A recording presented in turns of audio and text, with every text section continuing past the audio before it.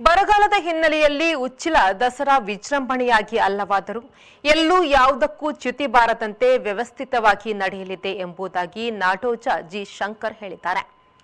ಅವರು ಉಚ್ಚಿಲ ಮೊಗವೀರ ಸಭಾಂಗಣದಲ್ಲಿ ನಡೆದ ಸುದ್ದಿಗೋಷ್ಠಿಯಲ್ಲಿ ಮಾತನಾಡಿದರು.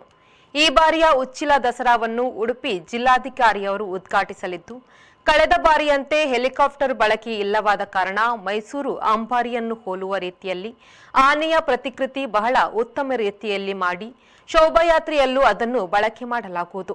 ಈ ಬಾರಿ ಅರ್ಥಗರ್ಭಿತವಾಗಿರುವ ಕೆಲವು ಟ್ಯಾಬ್ಲೋಗಳು ಶೋಭಾಯಾತ್ರೆಯಲ್ಲಿದ್ದು, ಈ ಬಾರಿ ಶೋಭಾಯಾತ್ರೆ ಸಂಚರಿಸುವ ಮಾರ್ಗವನ್ನು ಕಡಿಮೆಗೊಳಿಸಿದ್ದು, ಎರ್ಮಾಳು ದೇವಸ್ಥಾನದವರೆಗೆ ಸಾಗಿ ಅಲ್ಲಿಂದ ಕಾಪು ದೀಪಸ್ತಂಭದ ಬಳಿ ಜಲಸ್ತಂಭನಗೊಳ್ಳಲಿದೆ ಎಂದರು.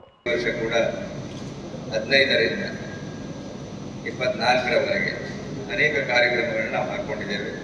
15ರಂದು ಆ ತಾಯಿಯ ಒಂದು ಪ್ರತಿಷ್ಠಾಪನೆ ಇದೆ. ಬೆಳ್ಳಿಯ ಒಂದು ಕಿರೀಟ, ಒಂದು ಮೀನಿನ ಒಂದು ಭೂತಾಯಿ ಅಂತ ಏನು ಮೀನಿದೆ ಅದನ್ನು ಒಂದು ಸರ ಮಾಡಿ ನಮ್ಮ ನಾಡದೋಣಿಯವರು ಅರ್ಪಿಸಲಿಕ್ಕಿದ್ದಾರೆ.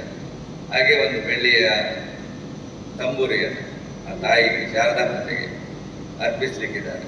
ಆ ನಿಟ್ಟಿನಲ್ಲಿ 15ನೇ ತಾರೀಕು ಮಾನ್ಯ ಜಿಲ್ಲಾಧಿಕಾರಿ ಶ್ರೀಮತಿ ವಿದ್ಯಾಕುಮಾರಿ ಅವರು ಅದನ್ನು ಶಾಸ್ತ್ರೋಕ್ತವಾಗಿ ಉದ್ಘಾಟನೆ ಮಾಡಲಿಕ್ಕಿದ್ದಾರೆ. 15 ಹಾಗೆ 16ರಂದು ವಿಶೇಷ ಕಾರ್ಯಕ್ರಮ ಇದೆ.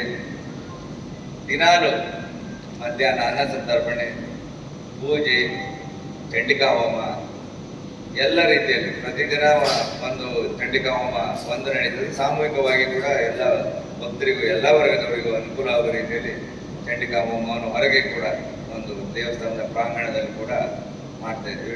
ಸುದ್ದಿಗೋಷ್ಠಿಯಲ್ಲಿ ದಕ್ಷಿಣ ಕನ್ನಡ ಮೊಗವೀರ ಮಹಾಜನ ಸಂಘದ ಅಧ್ಯಕ್ಷ ಜಯಸಿ ಕೋಟ್ಯಾನ್ ಬೆಳ್ಳಂಪಳ್ಳಿ, ಕ್ಷೇತ್ರಾಡಳಿತ ಮಂಡಳಿ ಅಧ್ಯಕ್ಷ ವಾಸುದೇವ ಸಾಲ್ಯಾನ್, ಜೀರ್ಣೋದ್ಧಾರ ಸಮಿತಿಯ ಅಧ್ಯಕ್ಷ ಗುಂಡು ವಿ ಅಮೀನ್, ಮಹಿಳಾ ವಿಭಾಗದ ಅಧ್ಯಕ್ಷೆ ಉಷಾ ರಾಣಿ, ಮಹಾಜನ ಸಂಘದ ಉಪಾಧ್ಯಕ್ಷ ಸುಭಾಷ್ ಚಂದ್ರ ಕಾಂಚನ್, ಪ್ರಧಾನ ಕಾರ್ಯದರ್ಶಿ ಸುಧಾಕರ್ ಕುಂದರ್, ಕಾಪು ನಾಲ್ಕುಪಟ್ನ ಸಂಯುಕ್ತ ಸಭಾ ಅಧ್ಯಕ್ಷ ಮನೋಜ್ ಕಾಂಚನ್, ಕಾಪು ನಾಲ್ಕುಪಟ್ನ ಮಹಿಳಾ ಒಕ್ಕೂಟದ ಅಧ್ಯಕ್ಷೆ ಸುಗುಣ ಕರ್ಕೇರ ಹಾಗೂ ದೇವಳದ ಮ್ಯಾನೇಜರ್ ಸತೀಶ್ ಅಮೀನ್ ಉಪಸ್ಥಿತರಿದ್ದರು. ಸುರೇಶ್ ಶರ್ಮಳ್, ವಿ4 ನ್ಯೂಸ್, ಪಡುಬಿದ್ರೆ.